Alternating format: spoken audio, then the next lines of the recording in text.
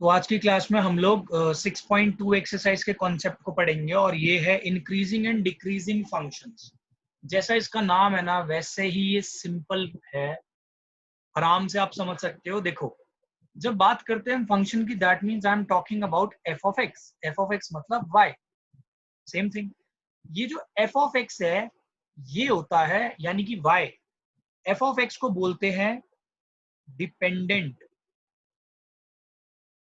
Variable और x होता है इंडिपेंडेंट वेरिएबल। तो एक बात तो क्लियर होती है कि ये जो एफ ऑफ एक्स की वैल्यू है ना, दैट इज फंक्शन की वैल्यू, ये डिपेंड करती है इंडिपेंडेंट, ये जो एक्स है इस वेरिएबल पे डिपेंड करती है। अब ये कैसे डिपेंड करती है? अगर आप एक्स की वैल्यू को छोटा रखते हो तो फंक्शन की वैल्यू छोटी हो रही है, या तो ये ट्रेंड जाएगा, या फिर एक्स की वैल्यू को आप बढ़ाते हो और फंक्शन की वैल्यू बढ़ रही है, वो इंक्रीजिंग हो जाएगा। तो अब यहाँ पे देखो क्या होता है, तीन तरीके के फंक्शंस आते हैं। एक आता है इंक्रीजिंग, एक आता है डिक्रीजिंग और एक आता है कांस्टेंट फंक्शन।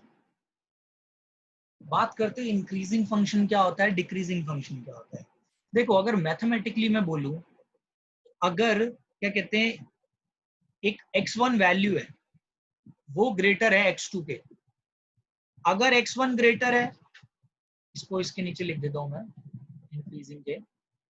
हाँ, अगर एक वैल्यू है x1 ये ग्रेटर है x2 के, तो जब आप x1 इस फंक्शन में डालते हो ना, तो जो फंक्शन की वैल्यू आती है अगर वो भी ग्रेटर हो जाए f ऑफ x2 के, तो आप बोलोगे कि ये जो है ये एक इंक्रीजिंग फंक्शन है। एंड सिमिलरली अगर x1 लेस देन है x2 के और f ऑफ x1 ये भी लेस देन हो गया f ऑफ x2 के, तो इसको भी आप किस में काउंट करोगे? इंक्रीजिंग फंक्शन में। आपको मैं एक ग्राफ के तौर पे बता देता हूं। जैसे यहाँ पे एक मैंने ग्राफ बना दिया ऐसा, 2 पॉइंट कोई भी ले लिए मैंने ऐसे, इस वैल्यू को मान लो 2 एंड दिस इज 4, यहाँ पे मान लो ये 6 है और ये है 10। तो यहाँ पे आप देखो ये वैल्यू x1 और ये वैल्यू x2। x1 पुट करने पे मेरे को यहाँ पे फंक्शन की वैल्यू मिलती है f ऑफ x1 और यहाँ पे मिल रही है f ऑफ x2। आप सीधा सीधा देख सकते हो x1 की वैल्यू बड़ी है x1 की वैल्यू छोटी है x2 से। तो क्या फंक्शन जो है f ऑफ x1 ये भी छोटा है या नहीं है? तो from the graph it is clear, अगर x1 छोटा है, यहाँ पे देखो फंक्शन जो है ये भी छोटा आ रही है इसकी, और यहाँ पे x2 की वैल्यू जब बड़ी है तो इसके कॉरेस्पॉन्डिंग फंक्शन की वैल्यू वो भी बड़ी आ रही है। तो आप देखो ये जो ग्राफ बन रहा है ये कैसा बन रहा है? इंक्रीजिंग बन रहा है। आपको साफ साफ नजर आ रहा है डायग्राम में कि this is an increasing graph. तो ये हो गया इंक्रीजिंग। अब बात आती है डिक्रीजिंग। डिक्रीजिंग में क्या होता है?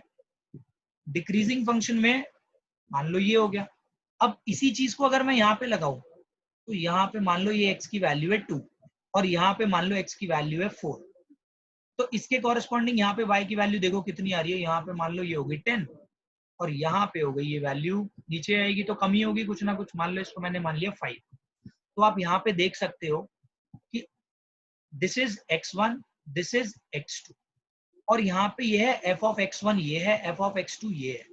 तो इस फंक्शन के अंदर आप साफ देख सकते हो कि ये जो x1 की वैल्यू है ये छोटी है x2 के, बट f ऑफ x1 जो है ना ये बड़ा आ रहा है f ऑफ x2 के, यानी कि इनपुट छोटा है बट आउटपुट उसका बड़ा आ रहा है। तो इस केस में हम क्या बोलेंगे? ऐसा फंक्शन क्या होता है? डिक्रीजिंग फंक्शन होता है। तो सेम जैसे कि ये x1 है, this is greater than x2, तो f ऑफ x1 क्या होगा? यहाँ पे लेस देन हो जाएगा f ऑफ x2। तो यानी कि यहाँ पे भी ये कौन सा केस आ गया है? डिक्रीजिंग का केस आ गया।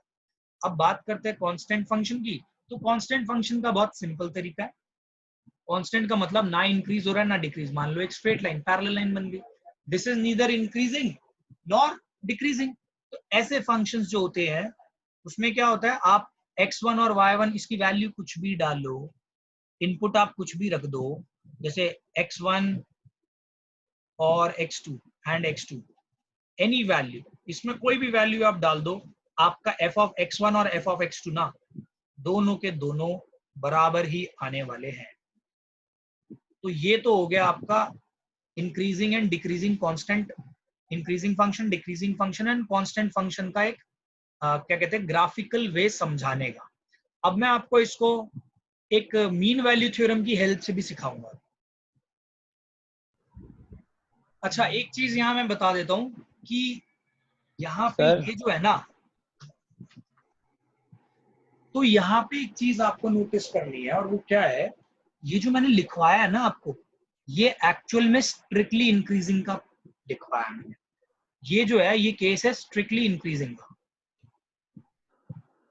और ये जो केस है ये है स्ट्रिक्टली डिक्रीजिंग का। अब बात आती है इंक्रीजिंग और स्ट्रिक्टली इंक्रीजिंग में फर्क क्या है। देखो, अगर मैं बोलता हूं ना सिर्फ इंक्रीजिंग, तो एक चेंज आ जाएगा बस, और वो चेंज क्या होगा देखना। अगर मैंने लिखा x1 is less then x2, और यहां पे मैंने लिख दिया f of x1 is less than and equal to f of x2, तो ये केस हो गया इंक्रीजिंग फंक्शन का। और ऐसे ही डिक्रीजिंग के केस में अगर मैंने ऐसे लिख दिया f ऑफ x1 इज, देखो जैसे यही केस है, यही उठा रहा हूं, बस एक फर्क आएगा, इक्वल टू का साइन भी आ गया। अब बात क्या होती है इसमें, देखो मैंने लिखा है कि अगर x1 की वैल्यू कम है x2 से, और फंक्शन जो है या तो वो कम आएगा या फिर बराबर आएगा, आउटपुट या तो कम आएगा या तो इक्वल आएगा, ज्यादा नहीं आएगा, तो इसको बोलते हैं इंक्रीजिंग। अगर मैं इक्वल टू का साइन हटा दूं ना, और मैं ये बोलूं कि बराबर आ ही नहीं सकता, वो स्ट्रिक्टली, अगर मैं कम डाल रहा हूं तो कम ही आउटपुट आएगा, स्ट्रिक्टली इक्वल आ ही नहीं सकता, तो ये हो गया स्ट्रिक्टली का केस। यहां से बस इक्वल टू हटा और ये बन गया स्ट्रिक्टली इंक्रीजिंग डिक्रीजिंग, और यहां से इक्वल टू हटाया तो ये स्ट्रिक्टली, ये दोनों स्ट्रिक्टली के केस है, स्ट्रिक्टली डिक्रीजिंग। और अगर इक्वल टू लगा लिया तो ये इंक्रीजिंग का केस आ गया, और यहाँ पे इक्वल टू लगा दिया तो ये डिक्रीजिंग का केस आ गया। बस एक इक्वल टू का फर्क है, यहाँ पे स्ट्रिक्टली इंक्रीज हो रहा है, यहाँ स्ट्रिक्टली डिक्रीज हो रहा है, यहाँ पे सिर्फ इंक्रीज एंड डिक्रीज। तो ये एक बेसिक फर्क है। बट एनसीईआरटी में अब ये जो स्ट्रिक्टली वाला केस है वो हटा ही दिया है, उन्होंने वर्ड यूज करना बंद कर दिया है स्ट्रिक्टली, सिर्फ अब वो इंक्रीजिंग और डिक्रीजिंग यूज करते हैं, बट आपको ये पता होना चाहिए। अब देखिए, ये जो स्ट्रिक्टली इंक्रीजिंग एंड डिक्रीजिंग है ना, sorry increasing and decreasing word he use करने वाला हूं मैं, अब स्ट्रिक्टली वर्ड हटा रहा हूँ, चाहे वो बुक के अंदर अब स्ट्रिक्टली दे रखा होगा, मैं वो जो स्ट्रिक्टली इंक्रीजिंग है ना उसको अब सिर्फ इंक्रीजिंग ही बोलूंगा पूरी वीडियो में। तो अब देखो, आपकी बुक के अंदर भी एक थ्योरम दे रखी है, और इस थ्योरम को मैं आपको अच्छे से अभी एक्सप्लेन करूंगा। इसमें बोल रखा है, ये थ्योरम 1 है, इसमें बोल रखा है लेट एफ बी कॉन्टिन्यूअस, और जब कंटिन्यूअस की बात करते हैं तो हम ये वाला इंटरवल यूज करते हैं, and differentiable on the open interval, ये आपको बता रखा है मैंने, open interval A and B. Then देखो कंडीशंस क्या है, देन एफ इज इंक्रीजिंग, मतलब वो फंक्शन होगा increasing in these intervals if f dash x is greater than 0 for each x belongs to a and b. फिर next second, f is decreasing in a and b if f dash x is less than 0 for each x belongs to a and b. तीसरा part वो कह रहा है f is constant function, constant function वही in a and b if f dash x is equals to 0 for each x belongs to a and b. अब मैं आपको इसका बेसिक मतलब समझाता हूं। देखो, अब यहाँ पे हम ना, चैप्टर है एप्लीकेशन ऑफ डेरिवेटिव्स, यानी अभी जो मैंने आपको बताया उसका इस वाले पार्ट में कह रहा हूं मैं, इंक्रीजिंग डिक्रीजिंग फंक्शन में मैंने विदाउट डेरिवेटिव आपको कॉन्सेप्ट समझाया, बट ये चैप्टर है एप्लीकेशन ऑफ डेरिवेटिव, यानी अब हम इंक्रीजिंग एंड डिक्रीजिंग फंक्शन वैसे ना पता लगा के यूजिंग डेरिवेटिव पता लगाएंगे। अब इसका लॉजिक समझो। देखो ये जो एफ डैश एक्स है मैं आपको पहले भी बता चुका हूं, ये जो रिप्रेजेंट करता है ये टैंजेंट को रिप्रेजेंट करता है भाई। It represent the tangent at a particular point x. अब सी, आप एक बात सोचो, जब मैं बोल रहा हूं ना F dash x is greater than 0, इसका मतलब ये जो टैंजेंट की slope, sorry I am correcting my self, ये करता है टैंजेंट की स्लोप को रिप्रेजेंट। टैंजेंट की जो स्लोप होती है उसको रिप्रेजेंट करता है। तो देखो कैसे, जब मैं बोलता हूँ ना F dash x is greater than 0, यानी मैं स्लोप को कह रहा हूँ स्लोप पॉजिटिव है। और ये 11th क्लास में आपने स्ट्रेट लाइंस चैप्टर में पढ़ा है, स्लोप पॉजिटिव का मतलब हमेशा देखो स्लोप आपकी ऐसे जाएगी या ऐसे जाएगी, ऐसे, ये होती है 0, इसको बोलते हैं 0 स्लोप। ये होती है इनफाइनाइट स्लोप, इसको बोलते हैं 0 स्लोप। और इसके बीच में कोई भी आप स्लोप बना दो, ये बनेंगी आपकी सारी की सारी पॉजिटिव, मतलब लेफ्ट टू राइट ये हमेशा इंक्रीज कर रही है। यानी एफ डैश एक्स अगर ग्रेटर देन 0 है तो स्लोप हमेशा इंक्रीज कर रही है। अब बात आती है यार ये फंक्शन इंक्रीजिंग पे स्लोप इंक्रीज कैसे करेगी। देखो आप कोई भी एक फंक्शन बना लो, मान लो मैंने ये बना दी, अब आप ना यहाँ हर पॉइंट पे ना टेंजेंट बनाने की कोशिश करो। इसका टेंजेंट ये बनेगा, इसका टेंजेंट ये बना, इसका टेंजेंट ये, यहाँ पे टेंजेंट बनाओगे ये, तो आप साफ साफ देख सकते हो कि ये जो स्लोप है ना ये हमेशा पॉजिटिव बन रही है भाई। देखो ये स्लोप को अगर मैं अलग से बनाऊं ये ऐसे बन रही है, ये इस पॉइंट पे जो मैं स्लोप बना रहा हूँ टेंजेंट की वो ये बन रही है, इसकी ये। तो आप साफ साफ देख सकते हो ये सारे के सारे ये इंक्रीजिंग फंक्शन है, साफ साफ आपको नजर आ रहा है ये फंक्शन ऐसे इंक्रीज हो रहा है। और इस पे किसी भी पॉइंट पे आप स्लोप बना दो वो आपको हमेशा पॉजिटिव मिल रही है। These are positive slopes, that is why increasing function में F dash X will always be greater than 0। अब बात आती है डिक्रीजिंग की। अब मान लो मैंने एक बना दिया फंक्शन डिक्रीजिंग।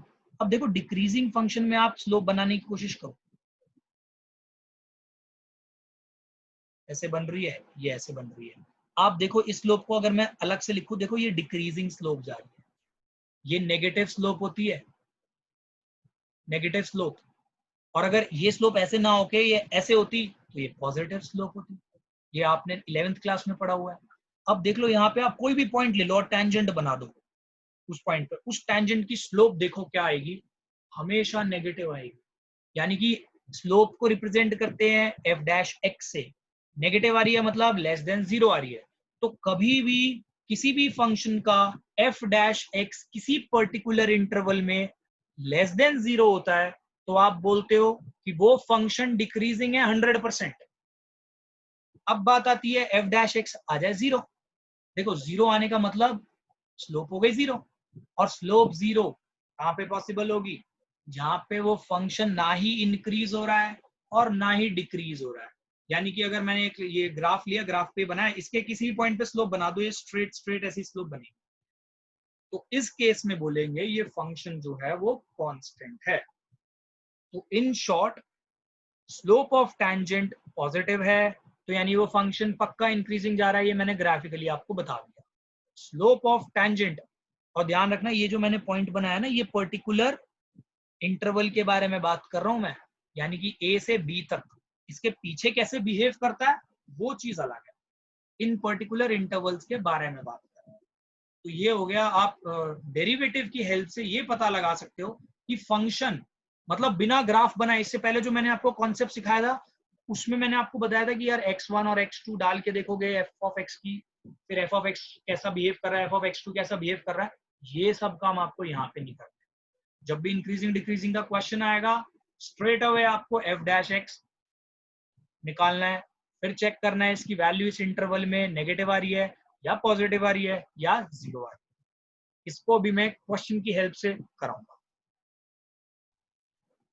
तो देखो इसी चीज को मैं एक छोटे से एग्जाम्पल से ले लेता हूँ। आपकी बुक में एग्जाम्पल नंबर 7 है, बट वो एक सिंपल तरीके से वैसे सॉल्व कर रखा है, हमें वैसे नहीं करना, मैं आपको इस वे में सॉल्व करना बता रहा हूँ। इसमें एक फंक्शन दे रखा है 7x - 3 फंक्शन है। आपको बोला show that the function given by this is increasing on R. On R मतलब रियल नंबर पे ये इंक्रीज कर रहा है, ये आपको शो करके दिखाना है। बात करते हैं कि भाई ऑन आर मतलब पूरी रियल नंबर, पूरी नंबर लाइन पे कह रहा है। तो आपका काम बहुत सिंपल है, आपको सबसे पहले एफ डैश एक्स निकालना है। एफ डैश एक्स निकालो, एफ डैश एक्स की वैल्यू आ रही है 7। अब देखो वैल्यू आ गई 7, आपको साफ नजर आ रहा है कि यार 7 तो ग्रेटर देन 0 होता है। 7 ग्रेटर देन 0 हो गया तो that means what, function is increasing on whole real number. बात खत्म हो गई आपकी यहाँ पे। तो ये आप इसको बोल सकते हो hence F of X is increasing on R. देखो इसकी बहुत इंपॉर्टेंस है, अभी मैं आपको समझाऊंगा कैसे।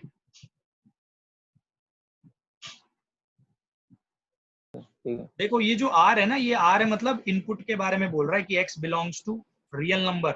रियल नंबर मतलब नंबर लाइन पे कोई भी वैल्यू अगर मैं पुट करूं इस फंक्शन के अंदर तो वो हमेशा इंक्रीजिंग ही जाएगा, हमेशा इंक्रीजिंग फंक्शन बनेगा। ओके, अब मैंने आपको इतना सब कुछ बताया, मैं चाह रहा हूं कि थोड़ा आपने जो मीन वैल्यू थ्योरम पढ़ा था ना उसको इससे कनेक्ट करने की कोशिश करो। मीन वैल्यू थ्योरम में आपने ये चीज सीखी थी, F dash C is equals to F of B minus F of A upon B minus A. अब यहाँ पे मैं जो ये है ना बी और ए इसको रिप्लेस कर रहा हूँ x2 और x1 से। अब यहाँ पे देखो ये है आपकी स्लोप ऑफ टेंजेंट, इसको मान लो आप, इसको मैं उल्टा लिख रहा हूँ, इसको ऐसे लिख रहा हूँ F of x2 minus F of x1 upon x2 minus x1। अगर ये स्लोप ऑफ टेंजेंट ना मतलब ये जो है इतना आ रहा है, देख लो भाई स्लोप जो है आपकी वो क्या आ रही है, ये जो वैल्यू है कम आ रही है, स्लोप इज लेस। और यहाँ पे एक चीज बता देता हूं मैं, अगर हम इसको लिख रहे हैं आपका तो हाँ इसकी वैल्यू देख लो कितनी आएगी, इसको इधर भेज दो 0, F of x2 F of x1 less than 0, इसको इधर भेज दो F of x2 is less then F of x1। ठीक है, तो ये किसका केस हो गया भाई, साफ साफ नजर आ रहा है आपको ये किस चीज का केस है भाई, इंक्रीजिंग डिक्रीजिंग पता है, डिक्रीजिंग डिक्रीजिंग का केस आ गया। अगर क्योंकि ये क्यों है, क्योंकि मैंने ये जो स्लोप है ना, ये जो स्लोप की वैल्यू है ये कम कर दी 0 से। अगर मैं उल्टा कर देता, इसकी जगह ग्रेटर देन 0 लगा देता स्लोप, तो यहाँ पे उल्टा हो जाता, वो आ जाता केस इंक्रीजिंग का। तो ये मीन वैल्यू थ्योरम का थोड़ा सा मैंने बता दिया, ऑल्दो ये आपकी इस एक्सरसाइज में काम नहीं आने वाला, ये तो मैंने बेसिक कॉन्सेप्ट के लिए करा। अब हम लोग इससे रिलेटेड क्वेश्चंस करने वाले हैं और पहला क्वेश्चन है एग्जाम्पल 8। देखो इसमें क्या है, शो दैट द फंक्शन, अब यहाँ पे फंक्शन जो दिया है ना वो है इतना। मैं प्रोग्रेसिव वे में क्वेश्चन कराने वाला हूँ, थोड़ा डिफिकल्टी लेवल बड़ा बढ़ा के, ताकि आपके कॉन्सेप्ट क्वेश्चंस के साथ ही क्लियर हो जाए। ये बोल रखा है show that this function where X belongs to R is increasing on R, मतलब पूरे रियल नंबर्स में इंक्रीजिंग है। तो सबसे पहला काम आपने सीखा हुआ है, एफ डैश एक्स निकालो, ये कितना आएगा 3x square minus 6x plus 4, इतना आया। अब आप एक चीज का ध्यान रखना, आप ना इसको आपको ना थोड़ा सा चेंज करना पड़ेगा। कैसे आपको करना है, इसकी मिडिल टर्म स्प्लिट करने की कोशिश करो। आप यहाँ पे देखोगे आपसे मिडिल टर्म स्प्लिट इसकी होने ही नहीं वाली, जनरली हो जाएगी तो ठीक है, अब इस क्वेश्चन में नहीं हो रही। अगर नहीं हो रही ना then you will use completing the square method, और जब आप इसको कंप्लीटिंग द स्क्वायर मेथड से करोगे तो ये सॉल्व होके आपका इतना आ जाएगा। कंप्लीटिंग द स्क्वायर मेथड आप लोगों को आना चाहिए भाई, पहले बताए तो ये कंप्लीटिंग द स्क्वायर मेथड से करोगे तो ये इतना आ जाएगा आपका। अब एक बात सोचो, आप x की वैल्यू यहाँ पे कुछ भी एंटर करो, any value you enter you will always get the answer greater than 0। और इसका रीजन है कि आप x की वैल्यू चाहे नेगेटिव पुट करो, ये ब्रैकेट तो नेगेटिव हो जाएगा बट इसका स्क्वायर उसको पॉजिटिव बना देगा। और पॉजिटिव वैल्यू 3 से मल्टीप्लाई होगी पॉजिटिव, और इसमें +1 ऐड होगा तो ग्रेटर देन 0 ही आएगा। अगर आप इसकी जगह 1 पुट करते हो तो 1 - 1 0, ये वाला पार्ट तो 0 हो जाएगा बट +1 हो जाएगा, अगेन ग्रेटर देन 0। यानी for every x belongs to r ये हमेशा ग्रेटर देन 0 आएगा, और अगर ग्रेटर देन 0 आ रहा है हर बार, that means f of x is increasing function, increasing function। अब हम प्रोग्रेसिवली थोड़ा सा इसमें एक लेवल बढ़ाते हैं और इस क्वेश्चन को देखेंगे एग्जाम्पल नंबर 10। तो एग्जाम्पल 10 में क्या रखा है देखो, अब ये क्वेश्चन थोड़ा सा अलग है, अभी तक आप करते आ रहे हो show that this is increasing, बस यही था। अब यहाँ पे कह रहा है find the intervals in which the function f given by f of x is equals to x square minus 4x plus 6 is increasing, a part and b part decreasing। अब देखो मैं आपको एक बात बताता हूँ, अभी तक जो हम करते आए ना उसमें और इसमें फर्क क्या है। मान लो कोई एक फंक्शन ऐसा भी तो हो सकता है यार कि वो इंक्रीजिंग भी हो रहा हो और इंक्रीजिंग भी हो रहा हो, डिक्रीजिंग भी हो रहा हो। तो उस क्वेश्चन में आपसे पता है क्या मांग लिया, ये बोल रहा है कि ये बताओ, जैसे यहाँ है, यहाँ से लेके यहाँ तक, इस इंटरवल से लेके इस इंटरवल तक ये तो डिक्रीजिंग जा रहा है, और इस इंटरवल से इस इंटरवल तक ये इंक्रीजिंग जा रहा है। ये मैं ग्राफिकली बता रहा हूँ। अब ये ग्राफिकली नहीं मांग रहा, ये आपसे मैथमेटिकली पूछ रहा है कि वो इंटरवल बताओ, यानी ये वाले इंटरवल मांग रहा है वो। तो आप इसके इंटरवल कैसे बताओगे, बहुत इजी है। इसका मेथड है सीधा सीधा, उस मेथड को समझो। देखो पहला काम, इसमें फर्स्ट स्टेप है f डैश x निकालना, वो आपका आ जाएगा 2x माइनस 4। जब ऐसे क्वेश्चन आएंगे ना, आप क्या करोगे, आप f डैश x को इक्वेट कर दोगे 0 से, ध्यान रखना, और x की वैल्यू फाइंड करोगे। तो यहां से आप x की वैल्यू निकाल पाओगे, कितनी आ रही है 4/2, दैट इज इक्वल्स टू 2। ठीक है, इक्वल्स टू 2। अब ये ध्यान रखना, ये बहुत इंपॉर्टेंट है, ये जो वैल्यूज आती है ना x की, ये आपकी नंबर लाइन को बांट देती है दो हिस्सों में। यानी कि एक नंबर लाइन है, ये 0 पॉइंट है, इस पे 0.1 है, इस पे 0.2 है, यानी ये वाला पॉइंट आपका मेन निकला है। अब आपका काम क्या है, ये जो साइड है इसको लेंगे नेगेटिव इन्फिनिटी, ये साइड है आपकी पॉजिटिव इन्फिनिटी, यानी कि जो आपकी यहाँ पे नंबर लाइन है वो दो पार्ट में बट गई।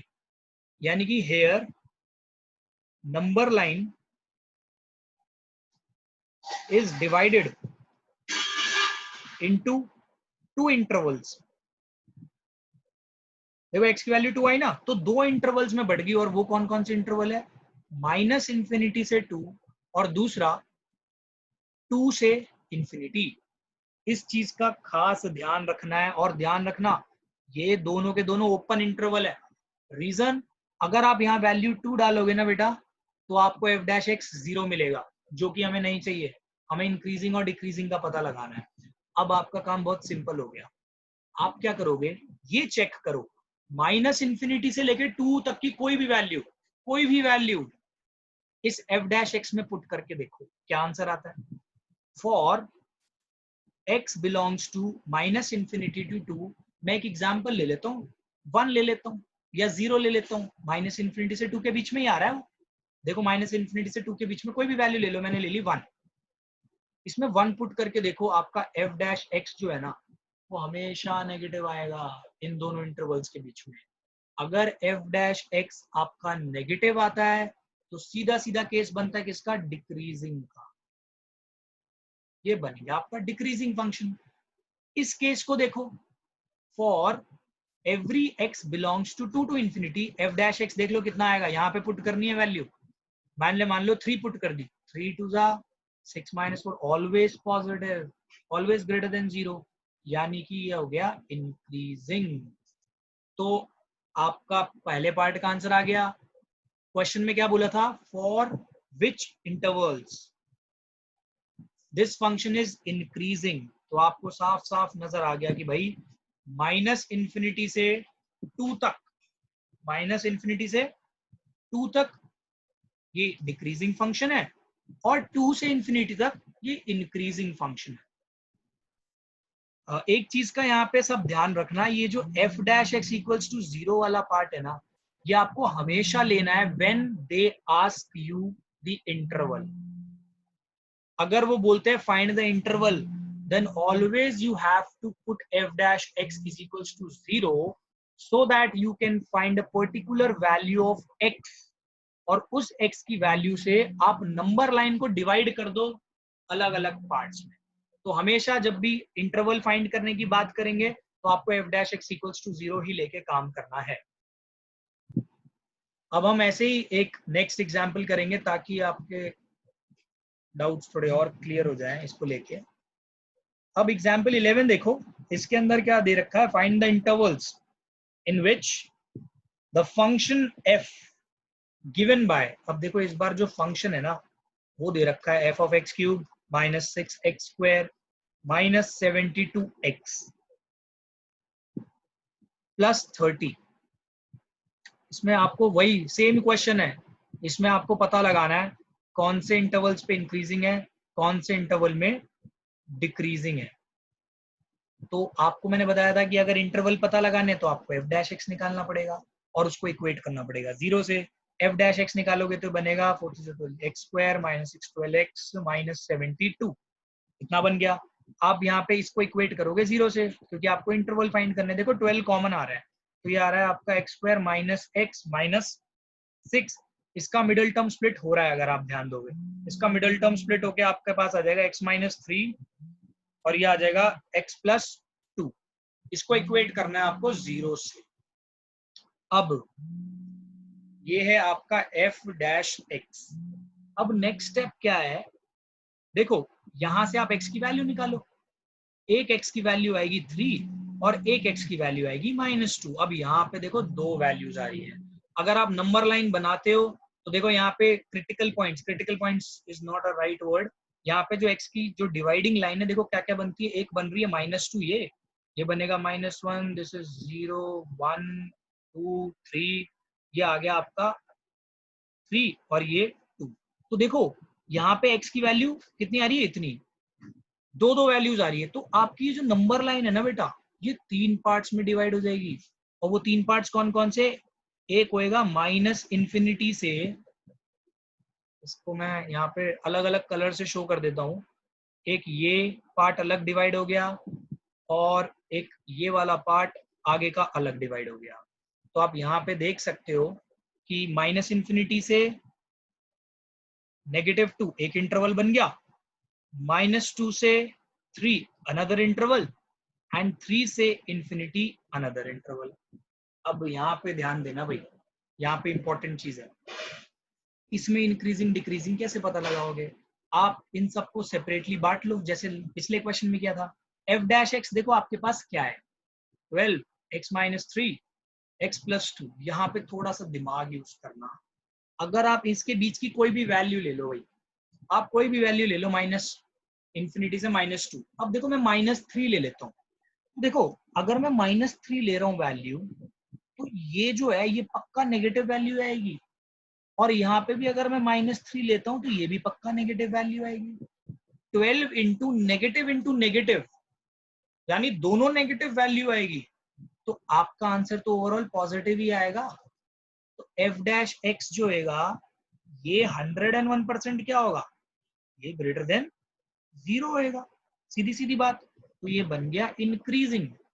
अब बात आती है -2 से 3, तो मैंने इनके बीच की वैल्यू ले ली, मान लो 0 ले ली। चलो अब यहाँ पे देखो f डैश x आपका क्या था, 12 x minus 3 and x plus 2। आप यहाँ पे 0 पुट करके देखो तो ये वैल्यू देखो कितनी आएगी आपके पास, ये आएगी नेगेटिव वैल्यू, और यहाँ पे आप पुट करोगे ये आएगी पॉजिटिव वैल्यू। तो 12 into negative value plus positive value 101% ये आपका नेगेटिव वैल्यू शो करेगा, यानी f dash x will be less than 0, this will be decreasing, ये डिक्रीजिंग का केस आ गया। अब बात आती है इसकी लास्ट वाले पार्ट की, आपको अगेन वही सेम चीज चेक करनी है, x माइनस 3 x प्लस 2।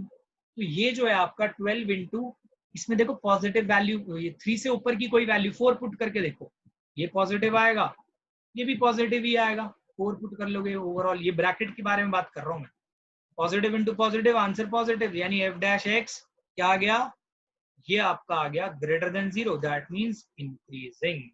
तो आप इसको ना एक टेबल से जरूर शो कर सकते हो।